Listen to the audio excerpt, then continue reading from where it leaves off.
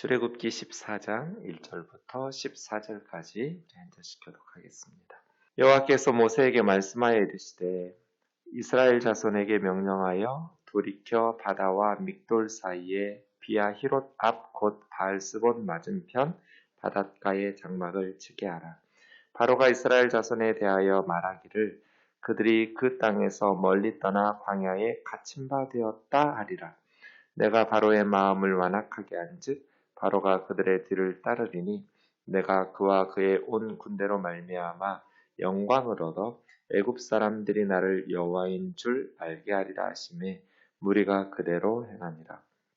그 백성이 도망한 사실이 애굽 왕에게 알려짐에 바로와 그 신하들이 그 백성에 대하여 마음이 변하여 이르되 우리가 어찌 이같이 하여 이스라엘을 우리를 섬김에서 놓아 보내었는가 하고 바로가 곧 그 병거를 갖추고 그 백성을 데리고 갈새 선발된 병거 600대와 애굽의 모든 병거를 동원하니 지휘관들이 다 거느렸더라. 여호와께서 애굽 왕 바로의 마음을 완악하게 하셨으므로 그가 이스라엘 자손의 뒤를 따르니 이스라엘 자손이 담대히 나갔습니다. 애굽 사람들과 바로의 말들, 병거들과 그 마병과 그 군대가 그들의 뒤를 따라 바알스본 맞은편 비아히롯 곁 해변 그들이 장막친 데 미치니라. 바로가 가까이 올 때 이스라엘 자손이 눈을 들어 본즉 애굽 사람들이 자기들 뒤에 이른지라. 이스라엘 자손이 심히 두려워하여 여호와께 부르짖고 그들이 또 모세에게 이르되 애굽에 매장지가 없어서 당신이 우리를 이끌어내어 이 광야에서 죽게 하느냐. 어찌하여 당신이 우리를 애굽에서 이끌어내어 우리에게 이같이 하느냐. 우리가 애굽에서 당신에게 이름만이 이것이 아니냐. 이르기를 우리를 내버려 두라. 우리가 애굽 사람을 섬길 것이라 하지 아니하더냐. 애굽 사람을 섬기는 것이 광야에서 죽는 것보다 낫겠노라. 모세가 백성에게 이르되 너희는 두려워하지 말고 가만히 서서 여호와께서 오늘 너희를 위하여 행하시는 구원을 보라. 너희가 오늘 본 애굽 사람을 영원히 다시 보지 아니하리라. 여호와께서 너희를 위하여 싸우시리니 너희는 가만히 있을지니라. 아멘. 홍해 바다를 건너는 본문이 시작되었습니다. 바로의 마지막 추격과 결전의 메시지가 14장에 있습니다. 이스라엘이 선택한 방향은 예상과 달랐고 그 이스라엘이 선택한 경로는 바로를 착각하게 만듭니다. 바로는 이스라엘 백성들이 진행하는 방향에 대한 보고를 듣고 이스라엘 백성이 그럼 그렇지 오합지졸 그들이 제대로 된 리더십을 가지고 행하였겠어? 라는 생각을 하게 됩니다. 그래서 방향 감각을 잃고 있다고 착각한 것이죠. 근데 사실은 그동안 바로는 하나님을 경험했잖아요. 10번의 재앙을 통해서 그리고 이스라엘 백성들을 진두지휘하고 계시는 분이 하나님이라는 사실을 그렇게 많이 경험했음에도 불구하고 이스라엘의 경로에 대한 보고를 듣고 다시 공격을 시작됩니다. 이것이 하나님의 각본이라는 것을 깨닫지를 못하는 것이죠. 어리석은 사람은 정말 수없이 경험해도 깨닫지를 못하는 것 같습니다. 1절부터 보시죠. 하나님께서 모세에게 말씀합니다. 이스라엘 자손에게 명령하여 돌이켜. 그러니까 하나님께서 가다가 갑자기 이상한 경로로 방향을 틀어버리신 거예요. 급격하게 경로를 변경시키신 거죠. 돌이켜. 이건 이해할 수 없는 경로였거든요. 바다와 믹돌 사이 비하이로랏 바알스본 맞은편. 정확한 위치를 지금 설명하고 있죠. 상세하게 어느 방향으로 가야 되는지 정확하게 방향을 하나님께서 말씀하고 계셔요. 숫곳에서 에담으로, 에담에서 바닷가 쪽으로, 홍해 쪽으로 치는 것이죠. 바로가 이스라엘 자손에 대하여 말하기를 그들이 그 땅에서 멀리 떠나 광야에서 갇힌 바 되었다 라고 할 거다. 경로 보고를 듣고 광야에 갇혔다 라고 바로가 착각하게 될 것이다. 실질적으로 홍해바다를 하나님께서 동풍이 불어서 바닷길을 말려서 마른 땅으로 만들지 않으셨다면 갇힌 게 맞죠. 광야에서 갇혔다라고 바로는 생각할 거라는 거예요. 내가 바로의 마음을 완악하게 한즉 바로가 그들의 뒤를 따르더니 내가 그와 그 온 군대로 말미암아 영광을 얻어 애굽 사람들이 나를 여호와인 줄 알게 하리라. 이것이 10가지 재앙의 핵심 단어라고 그랬죠. 야다, 알다. 하나님을 10번의 재앙을 통해서 알게 됐잖아요. 그럼에도 불구하고 완악한 마음. 그래서 이제는 홍해바다에서 군대가 죽임을 당해서 더 이상 이스라엘을 추격하거나 약소 국가들을 침략하거나 할 수 없는 무능한 애굽으로 만들어버리는 거죠. 더 이상 이스라엘을 추격해서 보복하거나 다시 잡아다가 노예로 부려먹어야겠다라는 의지와 생각을 완전히 끝내버리도록 군대들을 다 홍해바다에 몰아넣게 되는 것입니다. 이를 통해서 애굽 사람이 나를 여호와인 줄 알게 될 것이다. 이것을 바로가 깨닫지 못한 것이죠. 그 백성이 도망한 사실이 5절에서는 애굽에서 도망했다라고 말했지만 그건 바로가 보고받은 때 도망갔구나라고 생각했지만 사실은 8절 끝에 보시면 이스라엘 자손이 담대히 나갔습니다. 성경은 이렇게 말합니다. 담대하게 확신에 찬 발걸음으로 원문에 의하면 손을 높이 들고 확실하게 이스라엘 백성들이 출애굽한 것이죠. 그런데 바로가 볼 때는 도망갔구나 라고 생각하는 것이죠. 이스라엘의 탈출에 대한 보고를 들었습니다. 5절입니다. 바로와 신하들이 그 백성에 대하여 마음이 변하여. 참 혼자 있을 때는 여러 가지 신중하게 생각하고 합리적으로 판단하다가도 여럿이 모이면 바보들이 되는 경우가 많죠. 분명히 이건 옳지 않은데 라는 합리적인 판단보다는 군중 심리에 의해서 어떤 실질적인 판단을 하지 못하고 어리석은 판단을 내릴 때가 참 많거든요. 가능성이 없는데 그런 상황에서 좀 반대하는 의견들을 말하면 왕따 되기가 쉽상이죠.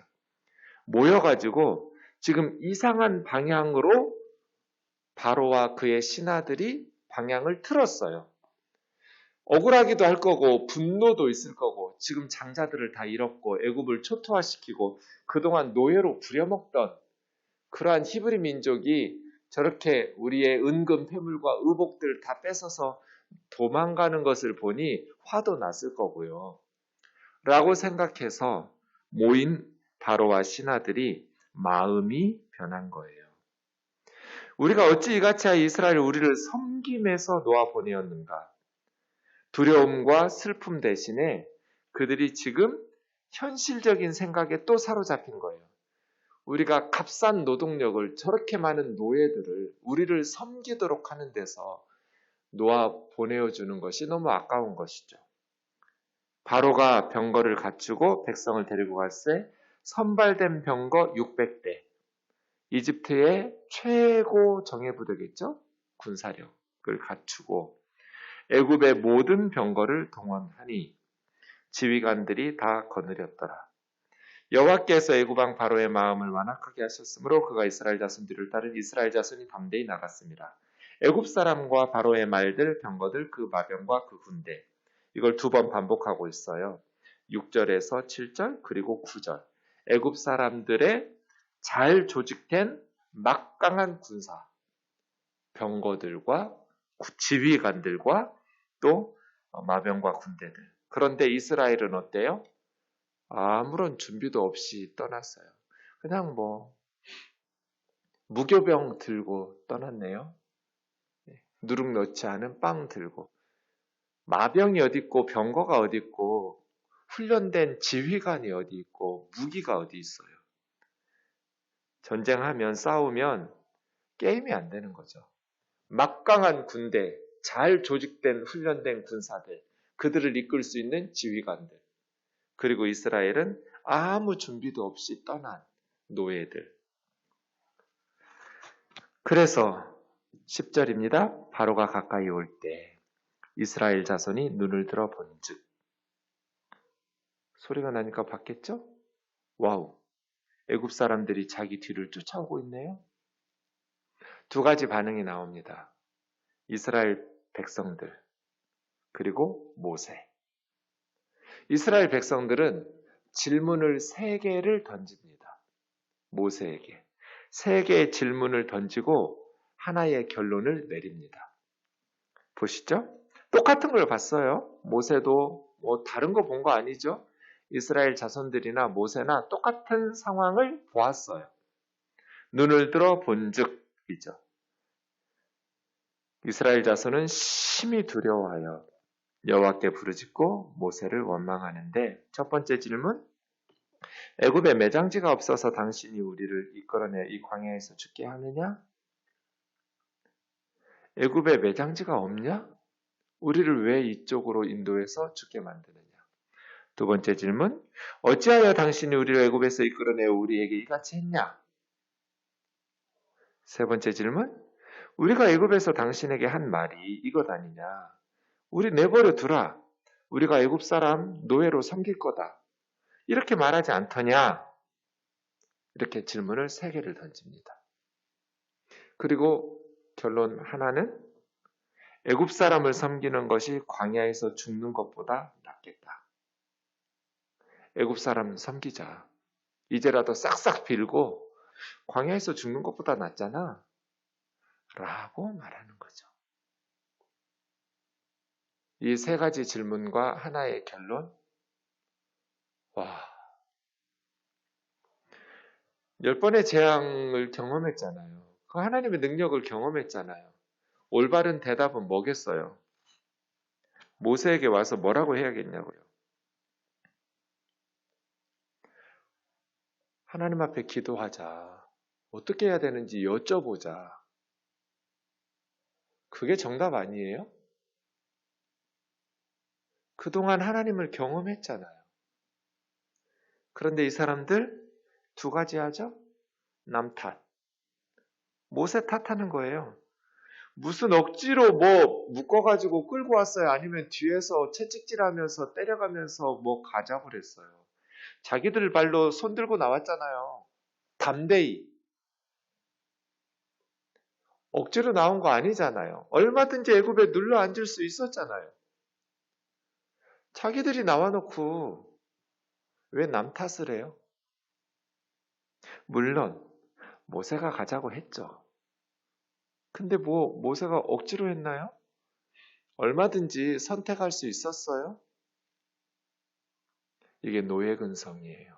잘 될 때는 자기 탓, 잘못되면 남 탓. 대통령만 잘못이고 리더들만 잘못이에요. 백성들은요? 이게 노예 근성이에요. 남 탓하는 거. 인생은 스스로 책임있게 살아야죠. 선택하면서. 그것에 대해서 책임을 져야죠. 남 탓해서 문제가 해결이 되나요?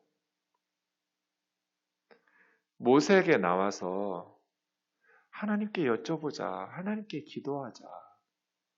어떻게 해야 되느냐? 우리가 당신을 어떻게 도와야 되냐? 어떻게 해야 우리와 우리 아이들이 살아날 수 있냐? 이렇게 물어야 하잖아요. 두 번째, 애굽을 그리워해요. 과거를 그리워해요. 이게 노예 근성의 특징이에요. 남 탓하는 거. 그리고 애굽을 그리워하는 거. 뭐가 그렇게 그리워요? 노예로 살고 채찍에 맞고 아들 나면 바다에 던져 죽이고 그런 애굽이 뭐가 그렇게 그립냐고요. 그런 과거가, 그런 비참한 삶이 뭐가 그렇게 그리워서 전형적인 노예 근성에 주체적인 의식이 없어요. 자립심이 없어요. 그래서 이렇게 하나님을 경험했음에도 불구하고 하나님 앞에 불충해요. 공황 상태에 빠진 건 알겠어요. 예상하지 못했던 엄청난 충격을 받은 것 이해가 되죠. 그런데 하나님께서 정말 이렇게 10가지 재앙을 통해서 애굽 사람들만 하나님을 아는 게 아니라 이스라엘 사람들도 하나님을 알아야 됐잖아요. 그런데 안 것 같았는데 막상 고난과 역경이 우리 눈앞에 펼쳐지면 우리는 이런 식으로 반응할 때가 많아요. 하나님께 받은 은혜는 생각이 안 나요. 우선 눈앞에 닥친 현실과 어려움 때문에 지혜롭게 판단하지를 못하는 거죠. 모세의 반응을 보겠습니다. 똑같은 것을 봤는데 반응이 다릅니다. 너희는 두려워하지 말고 가만히 서서 여호와께서 오늘 너희를 위하여 행하시는 구원을 보라. 세 단어가 연거푸 나옵니다. 원문에 보면 두려워 말고 서서 보라. 이런 세 동사입니다. 두려워하지 마라. 두려워할 수밖에 없는 상황이잖아요. 죽었잖아요. 앞은 바다고 뒤는 군대인데. 다른 방법 있어요? 없어요. 근데 두려워하지 말래요. 왜? 우리는 군대는 없지만, 무기는 없지만, 하나님께서 우리와 함께 하시지 않냐. 여호와께서 우리를 위해서 싸우실 것이다. 여호와께서 너희를 위하여 싸우시리니 오늘 본 애굽 사람을 영원히 다시 보지 못할 거라고. 홍해바다 가를 줄 몰랐어요, 모세도. 어떻게 할지는 몰라요. 그런데 여기서 죽이시려고 하나님께서 우리를 끌어내셨겠냔 말이에요. 우리는 지휘관도 없고 마병도 없고 병거도 없고 훈련된 군사들도 없고 무기도 없지만 우리에게 하나 있지 않냐. 하나님이 우리와 함께 하고 계시지 않냐. 두려워하지 마라. 가만히 서서 하나님의 구원을 보라. 똑같은 걸 봤어요. 근데 반응이 달랐어요. 모세가 하는 말은 뭐예요? 너희는 가만히 있을지어다. 위기 앞에서 방금 전에 6월절을 경험했잖아요. 그런데 이스라엘 자손들은 남 탓하고 애굽을 그리워하는데 모세는 달라졌어요. 하나님을 원망하고 자존감 무너뜨려가면서 불평하는 것이 아니라 그 10가지 재앙을 통해서 모세가 변했어요. 모세도 처음엔 원망했어요. 바로를 만나고 와서 하나님 앞에 불평하고 원망했지요. 그런데 10가지 재앙을 통해서 모세가 달라졌어요. 이게 하나님을 알아가는 것이죠. 10가지 재앙의 목적이 하나님을 아는 것이었다. 그것을 통해서 위기 상황에서 연속해서 세 단어를 쏟아내죠. 두려워하지 마라. 당당하게 서 있어라. 보아라. 하나님께서 우리를 위해서 싸우실 것이다. 그리고 멀뚱하게 서 있으니까 하나님께서 다급하니까 모세에게 너 왜 가만히 서 있기만 하냐고. 왜 나에게 부르짖기만 하냐고. 빨리 앞으로 가게 하고 지팡이 내밀으라고. 내밀었더니 홍해가 마른 땅이 돼버렸어요. 이스라엘 백성들 뒤를 추격해오던 애굽의 군대들 더 추격해오지 못하는 여기는 어린애들도 있고 노인들도 있고 스피드가 떨어지잖아요. 금방 따라잡히면 죽을 테니까. 하나님께서 흑암과 구름을 그 둘 사이에 집어넣어놨어요. 이스라엘 백성들 앞은 밤인데 밝은 빛을 비추게 하시고 뒤쪽에는 밤인데 흑암과 구름까지 잔뜩 그 둘 사이에 집어넣어가지고 따라잡지 못하도록 그래서 밤새도록 홍해를 이스라엘 백성들이 건너고 마른 땅으로, 애굽의 군대는 홍해에 진입했다가 그곳에 수장되어서 역사 가운데 다시는 이스라엘 백성들을 추격할 군대가 없도록, 그리고 그런 마음을 제거하도록 홍해에서 끝내셨어요.